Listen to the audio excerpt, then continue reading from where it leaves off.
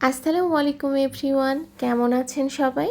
আজকে আমি পাকিস্তানি স্টাইলে পেশোয়ারি বিফ রান্না করব এবং এই রেসিপিটি আপনাদের সাথে শেয়ার করব। এর জন্য প্রথমে আমি 1 কেজি গরুর মাংস খুব ভালো করে ধুয়ে 30 মিনিটের জন্য লবণ দিয়ে মেখে রেখেছি। এরপর চুলায় প্যান বসিয়ে এর মধ্যে 2 টেবিল চামচ ঘি দিয়ে দিব। সাধারণত এই রেসিপিতে তেলের প্রয়োজন হয় না, তবে আপনারা চাইলে সামান্য একটু সয়াবিন তেল অ্যাড করে নিতে পারেন। এরপর এর মধ্যে দিয়ে দিব 2টি পেঁয়াজ কুচি।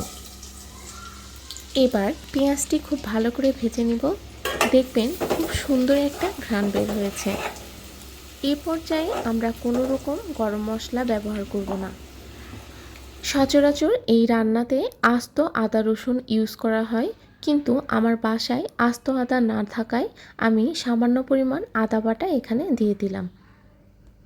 এবার কিছুক্ষণ ভাজার পর পেঁয়াজের কালার যখন হালকা বাদামি রঙের হয়ে আসবে, তখন এর মধ্যে দিয়ে দিব সেই লবণ দিয়ে মেখে রাখা মাংসের টুকরোগুলো। পেশোয়ারি বিফ রান্নায় মাংসগুলো একটু বড় সাইজ করে নিতে হয়, এর জন্য আমি এই টুকরাগুলো একটু বড় আকারে কেটে নিয়েছি। এবার আমি মাংসটি কিছুক্ষণ ভেজে নিব। এখানে মাংস না ভাজলেও হয়, কিন্তু আমার কাছে মাংসের একটা কাঁচা ঘ্রাণ থাকে যেটা ভালো লাগে না, এর জন্য আমি কিছুক্ষণ মাংসটি ভেজে নিয়েছি। এই পর্যায়ে মাংসর কালার এরকম চেঞ্জ হয়ে গেলে এর মধ্যে দিয়ে দিব এভাবে কেটে রাখা কয়েকটি আলুর টুকরো। এরপর দিয়ে দিব 4 থেকে 5টি আস্ত রসুন। এরপর দিয়ে দিব এভাবে কেটে রাখা 4 থেকে 5টি পেঁয়াজ। সাধারণত এখানে সব উপকরণ এরকম আস্ত ব্যবহার করা হয়।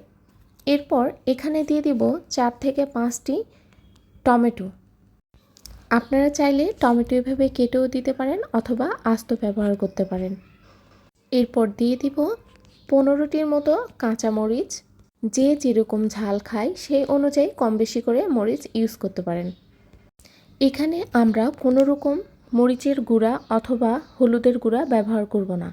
এরপর দিয়ে দিব পরিমাণ মতো লবণ। এখানে প্রথমে আমি আদা বাটা ইউজ করেছি, কিন্তু আপনারা আদাটি স্লাইস করে কেটে ব্যবহার করবেন। সব শেষে দিয়ে দিব 1 টেবিল চামচ গোলমরিচ। এখানে আমি কালো গোলমরিচ ব্যবহার করেছি।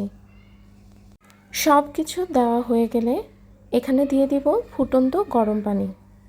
পরিমাণ মতো পানি দেব, যেন দ্বিতীয়বার এখানে আবার পানি দিতে না হয়, এই পানিতেই মাংসটি সেদ্ধ হয়ে যায়। এরপর ময়দা দিয়ে পাতিলের মুখ খুব ভালোভাবে আটকিয়ে দিব আর ঢাকনা দিয়ে এটি রেখে দিব 2 ঘন্টার জন্য। মনে রাখবেন চুলার আঁচ যেন খুব লো হিটে থাকে। এবার 2 ঘন্টা পরে পাতিলের ঢাকনাটি তুলে দেখব আমাদের রান্না হয়েছে কিনা। মাশাআল্লাহ, বেশ সুন্দর দেখতে হয়েছে এবং মাংসটি খুব ভালোভাবে সেদ্ধ হয়ে গেছে। তেল, ঝাল, হলুদ এগুলো ছাড়া মাংস যে এত টেস্ট হয় খেতে, এটা না খেলে বুঝতে পারতাম না। একটু ভিন্নধর্মী এই মাংসের টেস্টটা দারুণ ছিল। আপনারাও চাইলে ট্রাই করে দেখতে পারবেন।